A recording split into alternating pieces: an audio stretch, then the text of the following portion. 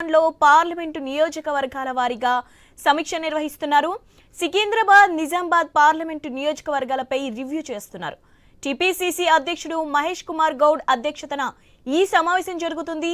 ఈ మీటింగ్ కు ముఖ్య అతిథిగా ఏఐసీసీ ఇన్ఛార్జ్ మీనాక్షి నటరాజన్ పాల్గొన్నారు. ఈ సమావేశంలో ఏఐసీసీ కార్యదర్శి విశ్వనాథన్, ఇన్ఛార్జ్ మంత్రి జూపల్లి కృష్ణారావు, ఎంపీ అనిల్ యాదవ్, అంజన్ యాదవ్, విహెచ్ షబీర్ అలీ, ఎమ్మెల్యేలు, ఎమ్మెల్సీలు, ముఖ్య నేతలు పాల్గొన్నారు. రైట్, దీనిపై మరిన్ని అప్డేట్స్ మా ప్రతినిధి సునీల్ అందిస్తారు. సునీల్, అప్డేట్స్ ఏంటి?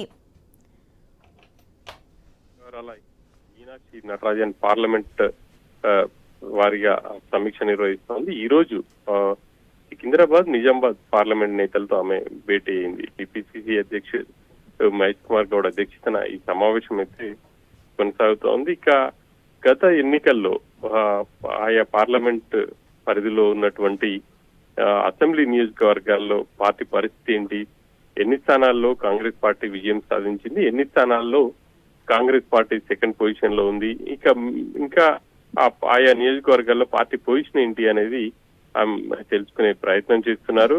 గతంలో కూడా మీనాక్షి నటరాజన్ మొదటిసారి ఆమె ఇన్ఛార్జిగా నియామకం అయిన తర్వాత రాష్ట్రానికి వచ్చినప్పుడు కూడా పలు నియోజకవర్గాలకు సంబంధించి ఇటు మెదక్ కావచ్చు, అదేవిధంగా మల్కాజ్గిరి నేతలతో భేటీ అయింది. ఆ తర్వాత మహబూబ్నగర్ జిల్లాకు సంబంధించిన నేతలతో కూడా భేటీ అయింది. ఈ రోజు ఆమె నిజామాబాద్, సికింద్రాబాద్ పార్లమెంట్ పరిధిలో ఉన్నటువంటి కాంగ్రెస్ నేతలతో భేటీ అవుతున్నారు. ఇక గతంలో సెకండ్ పొజిషన్ లో ఉన్న పరిస్థితి స్థానంలో ఎందుకు పార్టీ సెకండ్ పొజిషన్ లో ఉంది, అంతకుముందు ఎలా ఉండే, అసలు ఆ నియోజకవర్గంలో కాంగ్రెస్ పార్టీ పొజిషన్ ఎలా ఉంది అనేది కూడా పూర్తి వివరాలు తెలుసుకుంటున్నారు.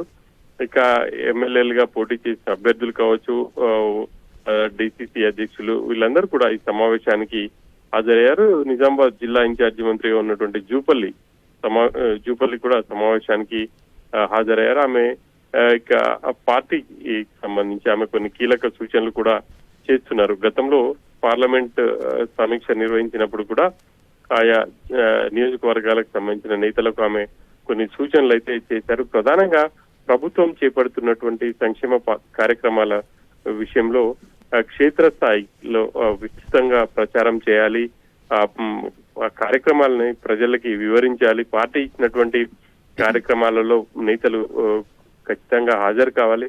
ఇట్లా పలు సూచనలు అయితే ఆమె చేశారు. తాజాగా ఇక ఈ రోజు సమీక్షలో కూడా ఇటు పార్టీ నేతలకు ఆమె సూచనలు చేసే అవకాశం ఉంది. ఎవరైనా పార్టీ ఈ నాయకులకు కావచ్చు, లేకపోతే ముఖ్య నేతలు ఎవరైనా తనతో మాట్లాడాలి అని అనుకుంటే తనతో ఫోన్ చేసి అన్ని విషయాలు మాట్లాడొచ్చు అని చెప్పేసి కూడా ఆమె గతంలో చెప్పారు. ఇప్పుడు కూడా అయ్యే విషయాలను చెప్తూ రానున్న పార్లమెంట్ ఎన్నికలకు సంబంధించి క్యాడర్ ని ఎలా సిద్ధం చేయాలి, పార్టీ కార్యాచరణ ఎలా ఉండాలి అన్న అంశాలకు సంబంధించి సమావేశంలో చర్చించనున్నారు Shivani. Right, thank you Sunil.